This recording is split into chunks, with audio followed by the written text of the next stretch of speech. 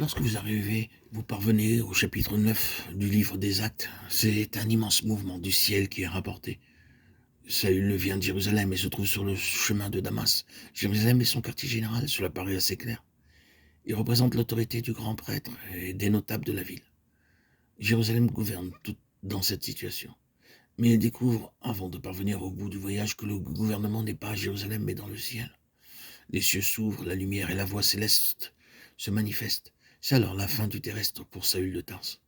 À partir de ce moment, il est un homme céleste. Nous pouvons voir que depuis lors et pour toujours, cet homme agira en relation avec le ciel. Nous pourrions le voir dans le détail, mais ici, nous avons un puissant lévite. Désormais, ce ne serait plus Jérusalem, mais Antioche. Le Seigneur s'est déplacé de Jérusalem. Antioche signifie quelque chose de spirituellement très pur. Jérusalem est devenu le centre administratif de la chrétienté. Mais il n'y a rien eu d'officiel à Antioche. Ce que vous avez à Antioche et qui supplante maintenant Jérusalem, c'est un groupe d'hommes qui jeûnent et prient. Et le céleste fait son entrée. L'Esprit Saint peut dire « Séparez-moi Barnabas et Saül » Acte 13:2. C'est quelque chose en relation avec le ciel que vous voyez et c'est merveilleux. Nous pourrions apporter d'autres évidences, mais qu'est-ce qui est le point essentiel? N'est-ce pas assez clair que dans la pensée de Dieu, tout doit avoir un lien avec le céleste et être gouverné du ciel? Son objectif pour son peuple, c'est la plénitude céleste. En faire un peuple céleste pour le remplir de sa plénitude. À la fin, nous voyons la nouvelle Jérusalem, pas l'ancienne, mais la nouvelle Jérusalem, descendant du ciel d'auprès de Dieu, dans la plénitude céleste. C'est quelque chose d'immense, cette Jérusalem. 12 000 stades dans chaque direction. Apocalypse 21:16. Cela parle de plénitude. Toutes les nations vont tirer leurs ressources de cette cité. Les fruits de son arbre de vie et des eaux de son fleuve de vie sont pour toutes les nations. Sa lumière est aussi pour toutes les nations. Les nations marcheront à sa lumière. Apocalypse 21:24.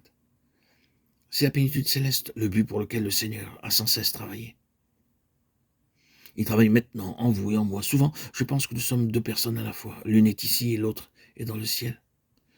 Naturellement, nous sommes ici, mais il y a quelque chose en nous-mêmes de céleste quand le Seigneur est entré en nous et qui aspire sans cesse vers le haut.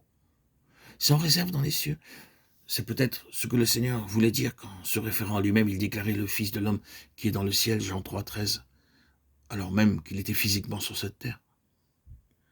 Il y a un aspect de nous-mêmes qui va croissant dans le ciel. Ne pensez pas au ciel comme à une certaine planète éloignée. Nous croissons dans le domaine de cette pensée céleste. Quelque chose en nous va vers le haut. Je crois que l'Église est comme cela. L'Église véritable n'est pas une chose visible. C'est seulement par l'Esprit que vous savez réellement ce qu'est l'Église. Vous ne pouvez pas dire que tous ceux qui sont dans un certain lieu de culte sont l'Église. Vous ne pouvez pas dire que les personnes qui professent certaines doctrines et vérités chrétiennes sont l'Église. Elles peuvent l'être, mais elles peuvent aussi ne pas l'être. Mais si vous rencontrez dans l'Esprit, et c'est quelque chose d'intangible lorsque vous rencontrez dans l'Esprit, alors vous avez l'Église. L'Église est ainsi, c'est son caractère céleste. Elle aspire vers le haut, elle doit du ciel descendre ici-bas en plénitude. C'est ainsi qu'elle se bâtit aujourd'hui. C'est la volonté de Dieu qu'il en soit ainsi.